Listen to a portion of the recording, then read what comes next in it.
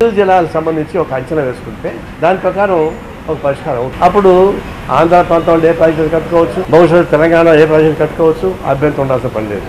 అంత జలాల సమస్య పరిష్కారం కాకుండా మేము బనకచర్ల కట్టామని ఆయన, ఈయన ఆకాశం కట్టాలని ఈయన మాట్లాడుకుంటే గురించి పరిష్కారం కాదు. అందువల్ల ఇప్పుడు తీసుకున్నది కరెక్ట్. దాని వివాదాలకు పోకుండా ఒక కమిటీ వేశారు. దీనిలో అనేక సమస్యలు వస్తాయి. కాలుష్య సమస్య వస్తుంది, సాంకేతిక సమస్యలు వస్తాయి. ఇవన్నీ పరిష్కారం చేయడం కదా గవర్నమెంట్ లేదు, లేకపోతే ఏమైనా వాచ్మెన్ డ్యూటీ చేయడం కావున గవర్నమెంట్లో తెలంగాణ ప్రజలకు అన్యాయం చేసి కారణాలకు న్యాయం చేయడానికి సాధ్యం అవుతుందా?